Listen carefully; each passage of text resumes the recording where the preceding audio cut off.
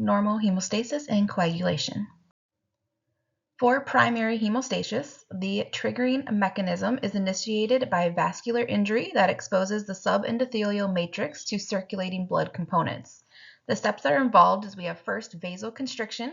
This is the immediate narrowing of blood vessels to reduce blood flow at the injury site.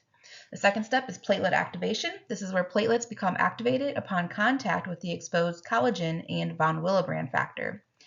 The third step is the platelet adhesion, and this is where activated platelets adhere to the damaged vessel wall via interactions with the von Willebrand factor and collagen. Next up, we have secretion of granule contents. This is where the platelets release contents of their granules to recruit and activate more platelets. And then we have platelet aggregation. This is where platelets bind to each other through fibrinogen bridges, forming a platelet plug that temporarily seals the vessel injury. For primary system defects, so there are conditions that can affect the primary hemostasis, and these include thrombocytopenia, so a low platelet count, platelet function disorders, von Willebrand disease, which is a deficiency or dysfunction of von Willebrand factor, and collagen abnormalities that can impair platelet adhesion. For secondary hemostasis, its triggering mechanism is initiated by the coagulation process following primary hemostasis. This is usually triggered by exposure to the tissue factor at the site of the vascular injury. So the first step in secondary hemostasis is the activation of the coagulation proteins. There is a sequential activation of clotting factors through intrinsic, extrinsic, and common pathways. Then we have the generation of thrombin. This is the central step where prothrombin is converted to thrombin, which is an enzyme in coagulation. Third step is the conversion of fibrinogen to fibrin. So thrombin catalyzes the transformation of soluble fibrinogen into insoluble fibrin strands. The fourth step is the formation of the stable fibrin clot.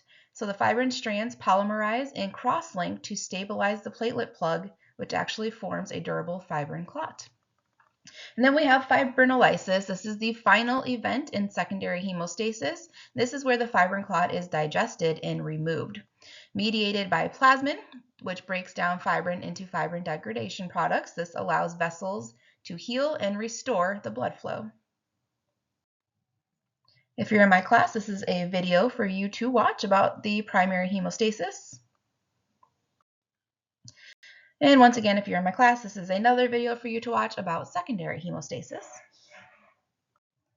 Then we're going to talk about blood vessel structure. So there are layers of the blood vessels. The first one is the inner layer. This is the vascular intima. This is the innermost layer that provides the interface between circulating blood and body tissues. This is composed of a monolayer of metabolically active endothelial cells. This plays a critical role in vascular homeostasis, which helps regulate blood flow, coagulation, and inflammatory responses. The middle layer is called vascular media. This is primarily, it mainly consists of smooth muscle cells. This is responsible for vasoconstriction and vasodilation. It also helps regulate the vessel diameter and blood pressure. For the outer layer, we have the vascular adventia. This is composed of connective tissue, including collagen and elastic fibers, and this provides structural support and protection to the blood vessel. There are also some other players when it comes to coagulation. So we have erythrocytes, monocytes, and lymphocytes. These also participate in hemostasis. So erythrocytes add bulk and structural integrity to the fibrin clot.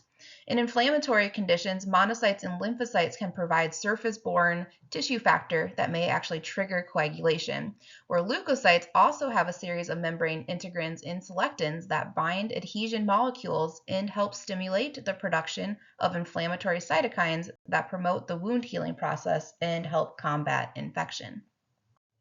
Some characteristics of the procoagulants. So we actually have a nomenclature naming system. So these coagulation factors are actually designated by Roman numerals. There's also sometimes you'll see a suffix A, which would actually indicate that it is an activated form of that factor. So an example would be factor 10A, and that means that it is activated factor 10. For classification and function, we have procoagulants function in a cascade to produce a stable fibrin clot. This cascade involves the formation of 3 enzyme complexes that facilitate sequential activation of coagulation factors. The first one is the extrinsic complex. This is composed of tissue factor, which is factor 3, and factor 7A, calcium ions, and phospholipids. This initiates coagulation in response to vascular injury, exposing tissue factor. And then we have intrinsic complex, and this includes factors 9A, 8A, calcium ions, and phospholipids. This amplifies the coagulation cascade. For the prothrombinase complex, this is composed of factor 10A and factor 5A, along with calcium ions and phospholipids. This converts prothrombin, which is factor 2, into thrombin, which is factor 2A, which is the enzyme in fibrin formation. We also have vitamin K-dependent prothrombin groups. So vitamin K is essential for gamma carboxylation of glutamic acid residues on these factors, which enables calcium binding that's necessary for their function. These proteins include factor 2, which again is prothrombin, factor 7, factor 9, and factor 10. Vitamin K is obtained from leafy green vegetables such as kale and spinach. Some cofactors, so we have tissue factor. This initiates the extrinsic coagulation pathway by binding factor 7A. This is critical for triggering the clotting cascade after a vascular injury. For factor 5 and factor 8, this serves as essential cofactors in the coagulation cascade. Factor 5 acts as a cofactor for factor 10A in the prothrombinase complex. Factor 8 acts as a cofactor for factor 9A in the intrinsic tenase complex. For high molecular weight kinagen, or HMWK, this functions as a cofactor in the intrinsic pathway. It helps facilitate activation of the precalculin in factor 12. Then we have thrombomodulin, and this is an endothelial cell membrane protein that binds thrombin. It converts it from a procoagulant enzyme to an anticoagulant by activating protein C. It is important for regulation and control of coagulation. For protein S and protein Z, these act as cofactors in the anticoagulant pathways. Protein S is a cofactor for activated protein C in degrading factors 5A and 8A. Protein Z supports the inhibition of factor 10A. The function of cofactors, so each cofactor binds a specific serine protease or an enzyme in the coagulation or fibrinolytic pathways. Binding to their respective cofactors helps stabilize serine proteases and increases their enzymatic activity, which helps to enhance the efficiency of the hemostatic process. And then we have factor 8 and von Willebrand factor. So factor 8 is a cofactor in the intrinsic coagulation pathway. This assists in the activation of factor 10. For stability, factor 8 deteriorates quickly in the plasma with about 50% lost within 5 days. It circulates in plasma bound to von Willebrand factor, which actually protects it from degradation. So von Willebrand factor, its primary functions are to facilitate platelet adhesion to sites of vascular injury and to serve as a carrier and stabilizer for factor 8 in circulation. For binding sites, these bind to collagen that's exposed in damaged blood vessels, and it also binds to platelet receptors, acting as a bridge to adhere platelets to the damaged vessel wall. For genetics, so von Willebrand factor levels will vary with ABO blood type. Typically, individuals with blood group O have a lower von Willebrand factor level than those with other blood types. For acute phase reactant, von Willebrand factor is an acute phase protein, so its levels increase during pregnancy, trauma, infection, and stress. For contact factors, we'll talk about factor 12, HMWK, and pre-K. So contact factors are activated when they come into contact with negatively charged foreign surfaces, such as damaged endothelium or artificial materials. So the sequence of activation is as follows. We have factor 12, and that is activated by factor 12A. Factor 12A activates pre-K, which is bound to HMWK. Activated pre-K cleaves HMWK, which leads to a release of bradykinin, which is a potent vasodilator involved in inflammation and blood pressure regulation. The contact factor complex also activates factor 11. Some deficiencies, so we have, of course, deficiencies in contact factors. These usually do not cause clinical bleeding disorders, despite their role in the coagulation cascade. However, such deficiencies can lead to prolonged clotting times in laboratory tests, such as the activated partial thromboplastin time, which can actually complicate diagnosis and investigation. For factor 11, this is activated by the contact factor complex and also by thrombin. So once activated to factor 11A, it activates factor 9 in the intrinsic coagulation pathway. And of course, there are deficiencies in this as well. So a deficiency of factor 11 causes Rosenthal syndrome, which is actually characterized by mild and variable bleeding tendencies. This is often triggered by trauma or surgery. So thrombin. Thrombin is a key protease enzyme in the coagulation cascade. It plays a central role in the formation and regulation of blood clots. Its primary function is it cleaves fibrinopeptides A and B from the alpha and beta chains of the fibrinogen molecule. This cleavage triggers spontaneous polymerization of fibrin, which initiates the formation of the fibrin clot, which is essential scaffolding of the actual blood clot. For the amplification function, thrombin activates several coagulation factors to amplify the clotting process. So it actually activates cofactors 5 and 8 and also factor 11. This leads to an increased generation of thrombin itself, which enhances the clot formation. It does actually activate with factor 13 as well. So factor 13 stabilizes the fibrin clot by forming cross-links between fibrin molecules, which makes the clot strong and resistant to premature degradation. For platelet activation, thrombin initiates platelet aggregation, which is the critical step in forming the platelet plug during hemostasis. For anticoagulant roles, when thrombin binds to thrombin in endothelial cells, it switches its role. It activates the protein C pathway, which inhibits coagulation factors 5A and 8A. This suppresses further coagulation and promotes fibrinolysis, which helps balance the clot formation and breakdown. So fibrinogen structure and fibrin formation. So fibrinogen function, this is the substrate of thrombin. Thrombin converts fibrinogen into fibrin, which actually forms the structural framework of blood clots. It also plays a role in platelet aggregation, helping platelets bind and form that plug. The normal plasma fibrinogen levels are between 200 and 400 milligrams per deciliter. For fibrinogen structure, there is a fibrin monomer. This is the basic unit produced when thrombin cleaves fibrinopeptides from fibrinogen. It also has a fibrin polymer.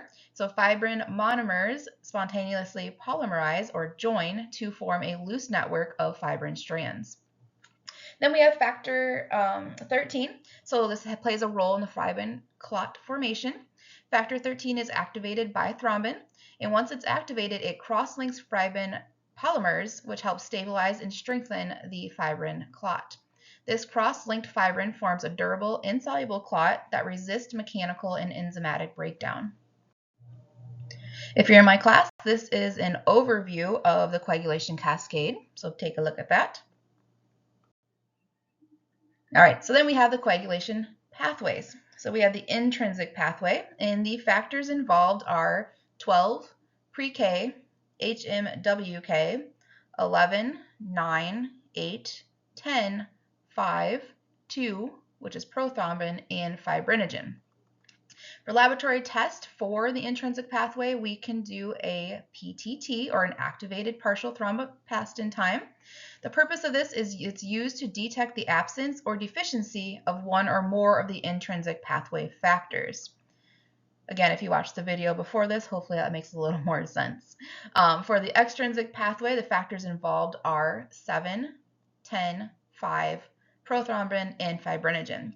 The laboratory test to test for the extrinsic pathway is the PT, or the prothrombin time.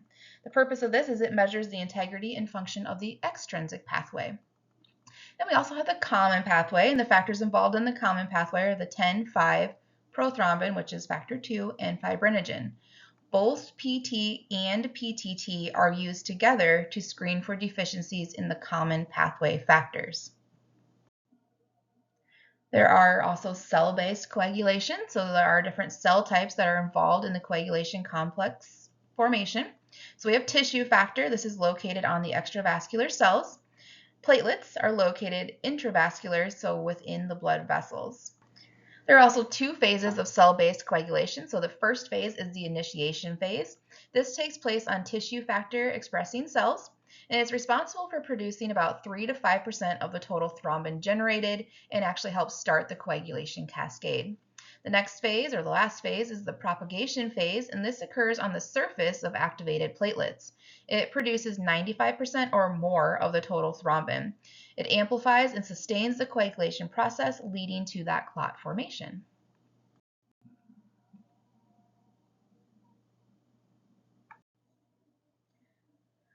For tissue factor pathway inhibitor, so tissue factor pathway inhibitor regulates coagulation by inhibiting key factors in the extrinsic pathway. It does this by binding to factor 10A through its K2 domain and also inhibiting the factor 7A tissue factor complex via its K1 domain. This dual inhibition helps prevent excessive clot formation. For antithrombin, this is a primary natural inhibitor of thrombin. This is the enzyme in the clot formation. It also inhibits several activated coagulation factors, including 9A, 10A, 11A, 12A, as well as the pre-K and plasmin. By neutralizing these enzymes, antithrombin acts as an important anticoagulant. We have activated protein C. So protein C, once it's activated, changes thrombin's role from promoting clotting to preventing it. Activated protein C works by inactivating factors 5A and 8A, thus downregulating the coagulation cascade and acting as a natural anticoagulant. Then we have some other serine protease inhibitors. So the first one are the serpins. So besides antithrombin and activated protein C, there are several other serpins involved in regulating coagulation and fibrinolysis, including the ZPI, which is protein Z-dependent protease inhibitor, and it regulates factor 10A in the presence of protein Z. Protein C inhibitor regulates activated protein C and other serine proteases. Alpha-1 protease inhibitor, this is primarily going to inhibit neutrophil elastase, but can affect coagulation proteases as well. Alpha-2 macroglobulin, this is a broad protease inhibitor that traps various proteases, including coagulation enzymes. Alpha-2 antiplasmin, which is the main inhibitor of plasmin, it actually will prevent premature fibrinolysis. And then we had the PA1-1, which is the plasminogen activator inhibitor 1. This inhibits tissue plasminogen activator and urokinase, which helps regulate fibrinolysis. And then we have TAFI, or thrombin activatable fibrinolysis inhibitor. This inhibits fibrinolysis by removing lysine residues from fibrin, reducing plasminogen binding. So these inhibitors actually work together to finally balance the clot formation and breakdown, which helps to prevent both excessive bleeding and unwanted thrombosis.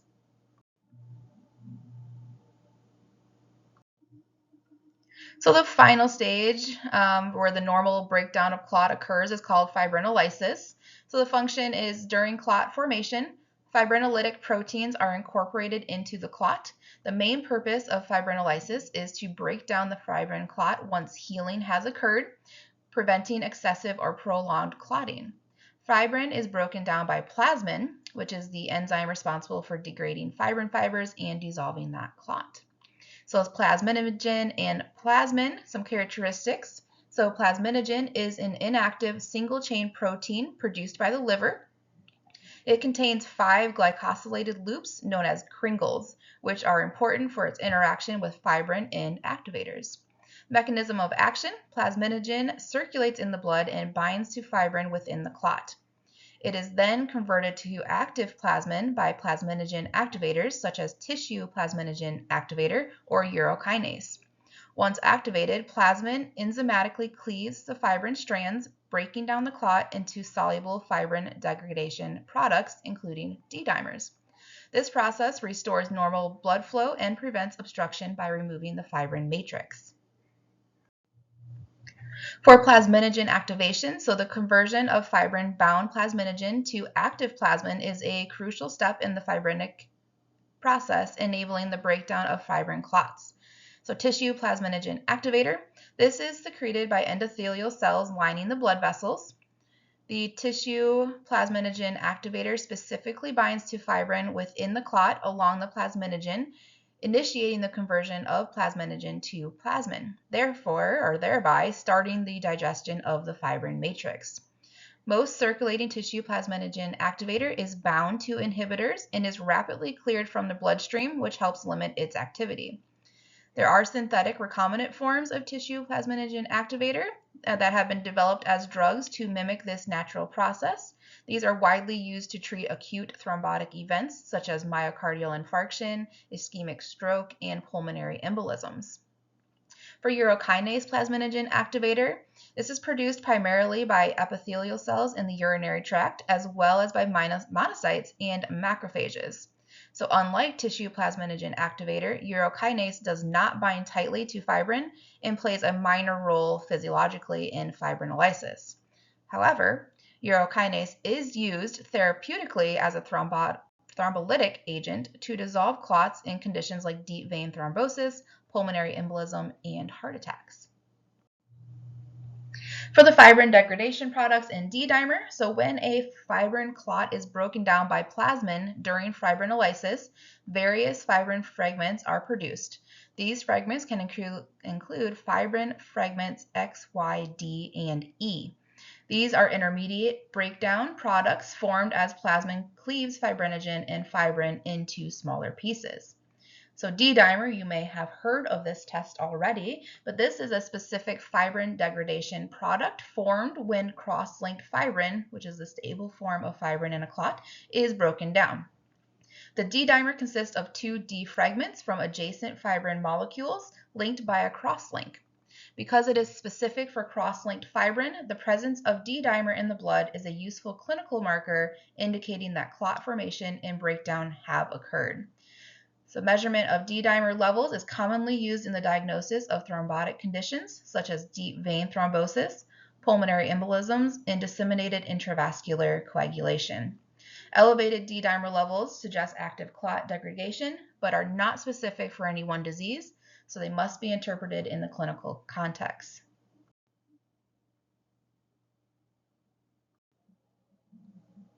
Once again, if you are in my class, this is another recommended video for you to watch.